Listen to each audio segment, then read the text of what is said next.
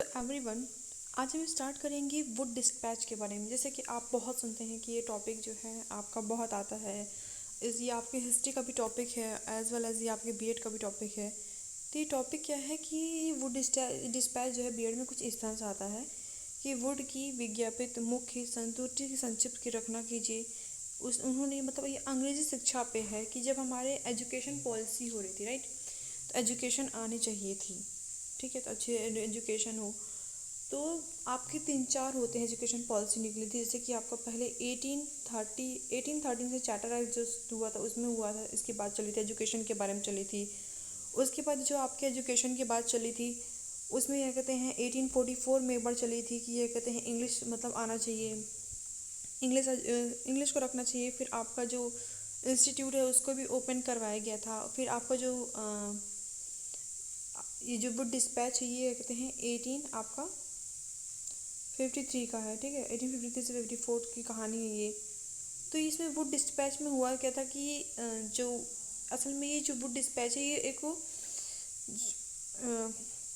बाहर के थे, उनका नाम वुड ही मतलब उनका वुड था नाम, तो उसने उनके हिसाब से वुड डिस्पैच रख दिया, वुड घोषणा पत्र रख दिया गया। ठीक है, तो उन्होंने क्या किया था कि उन्होंने अंग्रेजी शिक्षा पे और इंग्लिश में हमारे मतलब एजुकेशन होना चाहिए इस पे उन्होंने पूरा दिया था। उन्होंने हिंदी का जो हमारे रीजनल लैंग्वेज है, राजकीय भाषा है, उन सब पे उन्होंने ध्यान नहीं दिया था। उनका बस ये था कि वो होना चाहिए। इसके बाद वुड डिस्पैच के बाद आपका आता है कि आपका 1882 और से 1883 तक जो हुआ था आपका हंटर कमीशन भी चला था। ठीक है, तो पहले आज हम पढ़ेंगे वुड डिस्पैच के बारे में, इसके बाद हम हंटर कमीशन के बारे में पढ़ेंगे।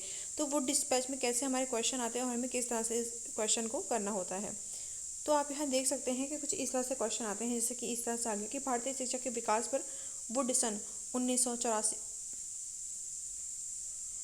वुड 1854 में क्या हुआ था, उस पर उनका घोषणा पत्र क्या था, उनका मूल्यांकन कीजिए। मतलब हमें इलिवेट करना है क्या क्या था, उनकी बातें क्या रखी गई थी, उन्होंने क्या बताया था इसके बारे में।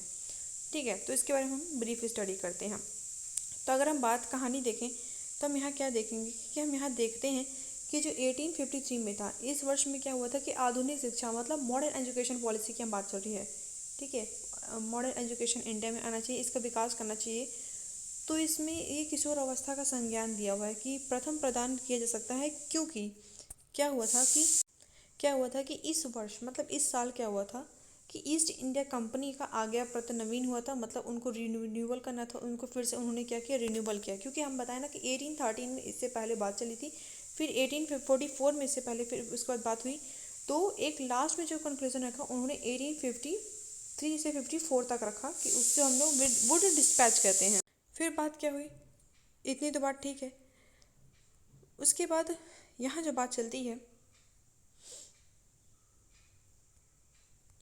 इन्होंने रखा, फिर ये कहते हैं कि रिन्यूअल समय ब्रिटिश पार्लियामेंट ने भारत कंपनी में के द्वारा किए गए शिक्षा प्रयासों और अधिक व्यापक बनाने पर जोर दिया था। यद्यपि इन्हें भी उसकी समाजवादी स्वार्थिका को भी पूर्ति की अवधि, किंतु इनकी शिक्षा का चारोमुखी आयाम था। इनका कहने का ये मतलब था कि चारोमुखी आयाम, ये जो हमारा ये थोड़ा इम्पोर्टेंट है कि इनके जो इन्होंने क्या कहते हैं समाजवादी, स्वार्थवादी और चारोमुखी आयाम, मतलब वो चाहते थे कि पूरी जगह जो इंग्लिश है वो फैले। ठीक, उनका यही था। और जो मैकावेल थे, ठीक है, मैकाले थे, जो लॉर्ड मैकाले थे, उनका उन्होंने मेनली उनका यही फोकस था कि उन्होंने ये क्या रखा था कि उन्होंने ये रखा था लॉर्ड मैकाले ने कि किसी भी तरह हमारा जो इंग्लिश है वो मतलब आना चाहिए। ठीक है, तो लॉर्ड मैकाले का इंग्लिश यहाँ इंग्लिश लाना बहुत ज़्यादा वो था, मतलब बहुत ज़्यादा उनका मोटिव था। तो जो मैकाले हुआ था कि वुड डिस्पैच में कितने भारतीय सदस्य थे, तो वुड डिस्पैच में 8 भारतीय सदस्य थे। ठीक है, 8 इंडियन वहाँ पे लोग थे इसमें। ठीक, इसलिए ज़्यादा वुड डिस्पैच ज़्यादा इंपॉर्टेंट भी हो जाता है हमारा। तो उसके बाद क्या हुआ कि ब्रिटिश इंडिया कंपनी ने वो क्या चाहते थे कि पूरी जगह इंग्लिश का वर्चस्व हो, पूरी जगह इंग्लिश फैले, इसलिए चारों मुख्य मतलब हर जगह इंग्लिश फैले। फिर ब्रिटिश पार्लियामेंट कहते हैं, जो ब्रिटिश पार्लियामेंट ने इन चुनाव को पूर्ति करते हुए कंपनी के अपने सुनियोग्य अधिकारी चार्ल्स वुड, ठीक है, तो ये सब जब उनको भेजा गया, मैकाले ने भेजा कैसा होना चाहिए कि ये कहते हैं पूरी इंडिया में मतलब इंग्लिश फैलना चाहिए, इंग्लिश, वो बहुत शौक दिखाएं कि यहाँ पे मतलब शिक्षा का कुछ नहीं है, तो वो चाहते थे ऐसा पहले। तो जो ब्रिटिश पार्लियामेंट थी, ब्रिटिश पार्लियामेंट में क्या किया कि उन्होंने अपने तरफ से चार्ल्स वुड नाम के एक आदमी को यहाँ पे भेज दिया इंडिया में कि शिक्षा की नीति का वो निर्देशन करें, उनको तैयार करें। तो फिर वो परिणाम क्या हुआ कि चार्ल्स वुड जो डिस्पैच है 1854 में वुड घोषणा पत्र या फिर वुड डिस्पैच के नाम पर बन के तैयार हो गया। ठीक, वो आए और यहाँ पे उन्होंने इसको बन के तैयार किया। इस घोषणा में बात की गई, इस घोषणा के प्रतिष्ठित होने के बाद भारतीय आधुनिक अंग्रेजी शिक्षा, ठीक, आधुनिक अंग्रेजी शिक्षा मतलब modern English language, modern English education की बात उन्होंने की। और एक राजनीतिक ये मतदान प्रदान किया गया, क्योंकि 8 इंडियंस थे, ठीक है, तो 8 इंडियंस थे, इसमें आपके राजा राम मोहन राय, रविन्द्रनाथ टैगोर, सब कोई था, राइट, काफ़ी अच्छे अच्छे लोगों थे यहाँ पे, तो इनको रखा गया। उसके बाद इस घोषणा पत्र को इंग्लिश में क्या कहा गया, इस घोषणा पत्र को इंग्लिश शिक्षा मतलब इंग्लिश एजुकेशन के लिए रखा गया, और इसको मैग्ना कार्टा के नाम से भी जाना गया। किसका? मैग्ना कार्टा, इस नाम से भी जाना कहा जाता था, ठीक है, इस नाम से कहा गया। फिर यहाँ पे क्या हुआ कि इतना तो बात चली रही थी, अब पूरी बात हम जानते हैं आखिर वुड इसमें हम क्या देखे हैं। तो वुड घोषणा जो पत्र था, ठीक है, मतलब वुड डिस्पैच था, इसमें क्या हुआ कि आधुनिक भारतीय शिक्षा की बात की गई, उसके बढ़ावा देने की बात की गई थी। उसके बाद यहाँ क्या हुआ था कि यहाँ पे वास्तविक शिक्षा को रूपांतर अभिव्यक्त किया गया, मतलब इतना नहीं बताया गया कि जो हमारी मतलब बताया गया कि जो इंग्लिश है बहुत इंपॉर्टेंट है, मैंडेटरी होना चाहिए, मतलब कि वो होना चाहिए, और जो हमारी बेसिक शिक्षा है, रीजनल लैंग्वेज थी जितनी हमारी, उस पर इसका महत्व नहीं रखा गया, ठीक है। यहाँ पे हमारी संस्कृति, इन सब को नहीं रखा गया। यहाँ पे यहाँ पे आधारशिला किसको रखा गया, आधारशिला कहा गया कि ये कहते हैं शिक्षा का आधारशिला बनाना चाहिए, और इंग्लिश ज़्यादा इम्पॉर्टेंट है। उन्होंने कहते हैं फिर इसमें क्या कर दिया, इन्होंने रख दिया कि जितने भी आपके कॉम्पिटिटिव एग्जामिनेशंस होंगे वो इंग्लिश में होने चाहिए। फिर आपको मतलब कि जितने भी एग्ज़ाम्स हैं वो इंग्लिश में उसमें ज़रूर होना चाहिए। तो यहाँ पे इंग्लिश का इंपॉर्टेंस उन्होंने ज़्यादा शुरू कर दी, ठीक है। तो यहाँ पे हम क्या कर रहे हैं, एलिवेट कर रहे हैं, हम मूल्यांकन कर रहे हैं।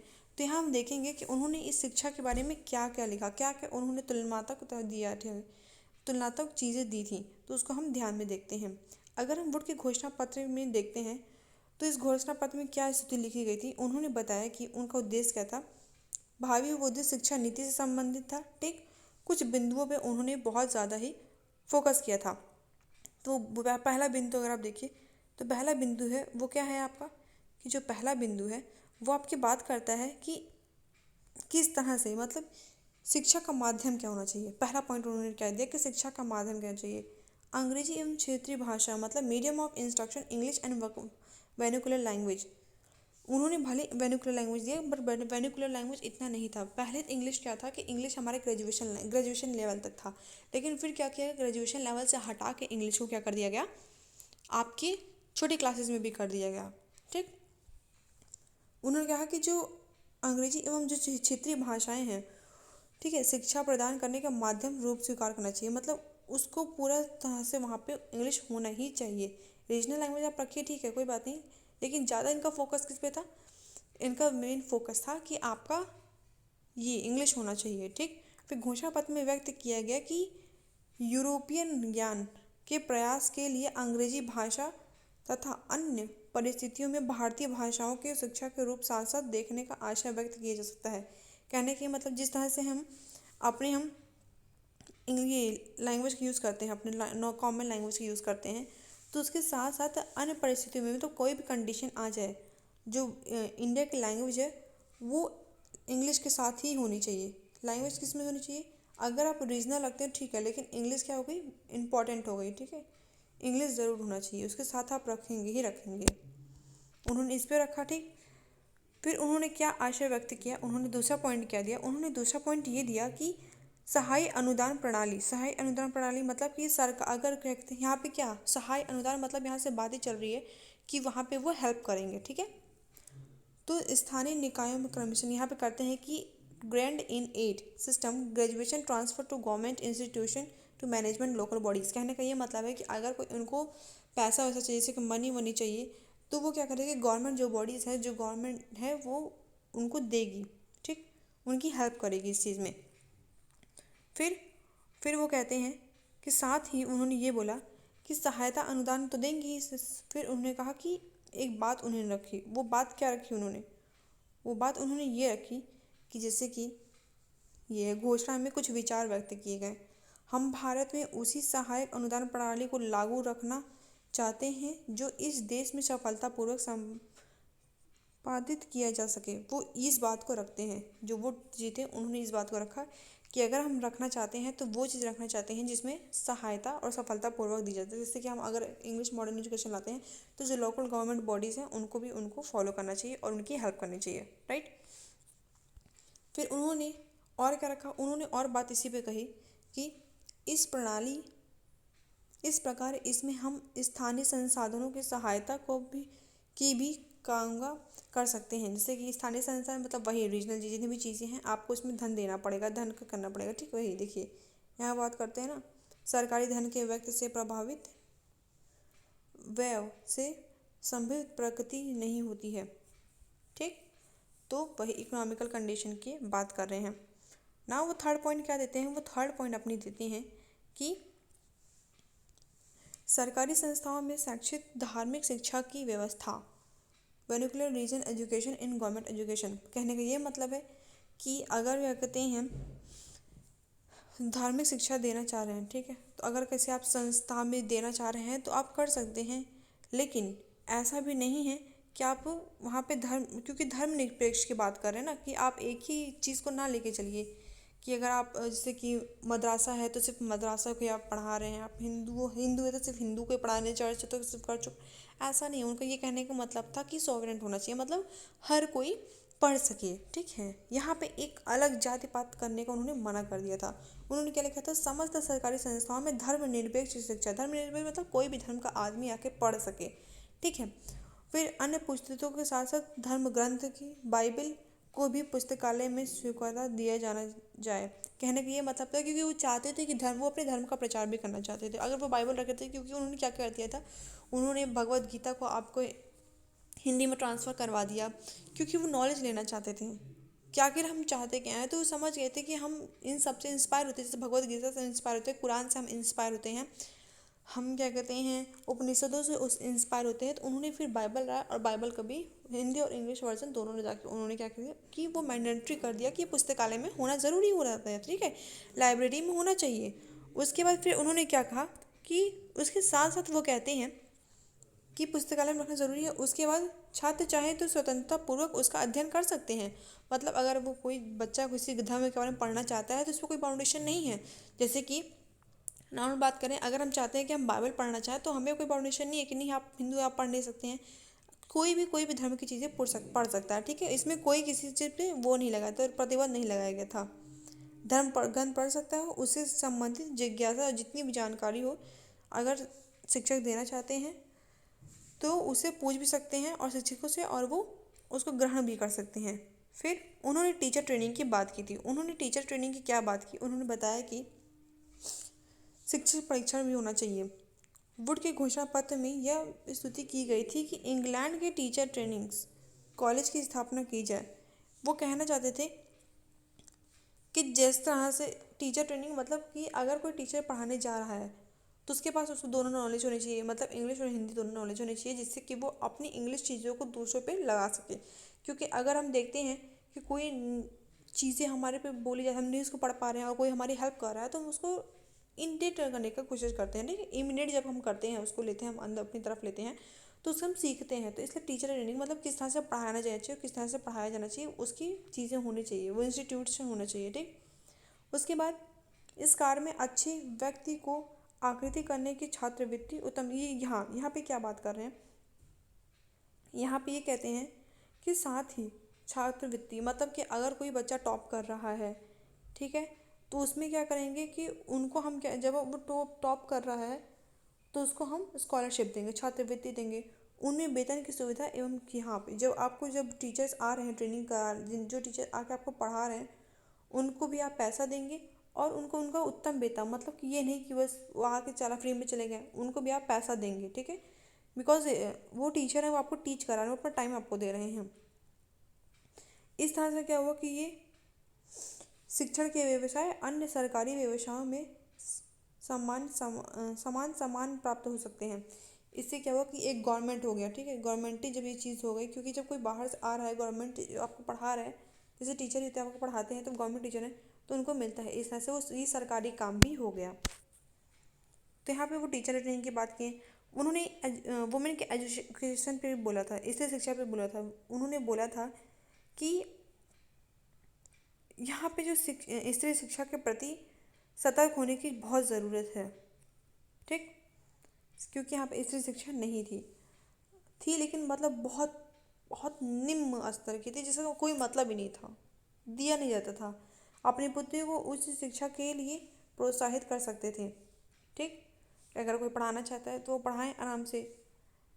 फिर उसके बाद फिर उन्होंने कहा जिन्होंने स्त्री शिक्षा के विकास के हेतु उदार दान दिए हैं, ठीक है, क्योंकि ये जो वो पैसा था वो उन्होंने कहा था कि वुमेन्स को एजुकेशन ज़रूरी होता है, साथ में स्त्रियों के लिए उन्होंने क्या किया कि सरकारी विद्यालय भी स्त्रियों के लिए खुलना चाहिए, women's hostel, women's school, women's school खुलना चाहिए, इंस्टीट्यूशन खुलना चाहिए, राइट, कि जिससे वो इजीली आके वहाँ पे पढ़ सकें, ठीक। और उन्होंने क्या पॉइंट्स दिए थे, उन्होंने फिर इस्टेब्लिशमेंट ऑफ यूनिवर्सिटीज़, क्योंकि अगर हम पढ़ने जा रहे हैं, हमको यहाँ पे बात चल रही है तो उतने विश्वविद्यालय भी होने चाहिए, ठीक। तो उन्होंने कहा कि अंग्रेजी शिक्षा को जागरूक करने के लिए, मतलब उसको जागृत करने के लिए, उसको बढ़ाने के लिए उन्होंने क्या किया, विश्वविद्यालय बड़े बड़े नगरों में विश्वविद्यालय खोले जाएँ, उनकी स्थापना की जाए, ठीक। तो जैसे कि लंदन में निर्माण है, ठीक है, लंदन में विश्वविद्यालय है, उसको आदर्श, मतलब उससे मोटिवेट होके, उससे उसको अपना मोटिव बना के, मोटिव कैसे, जैसे किसी को देख के हम सीखते हैं, हाँ ठीक है ये हमारे आदर्श है, मतलब हम इनको देख के इंस्पायर होते हैं, उसको देख के इंस्पायर होकर यहाँ पे भी यूनिवर्सिटीज़ खोलनी चाहिए जिसमें कि इंग्लिश एजुकेशन पॉलिसी हो, ठीक। फिर उन्होंने कहा कि इस विद्यालय में कौन कौन होने चाहिए, इस विद्यालय में जैसे कि आपके कुलपति हुए, उप कुलपति मतलब चांसलर हुए, वाइस चांसलर हुए, एवं कार्यकारिणी मतलब कि वहाँ पे जितने भी काम करने वाले हैं, जैसे कि कौन कौन से सदस्य, जैसे एग्जीक्यूटिव काउंसिल लोग हैं, इस तरह के लोग भी वहाँ पे होने चाहिए, मेंबर ऑफ एजुकेटिव काउंसिल्स, ठीक है।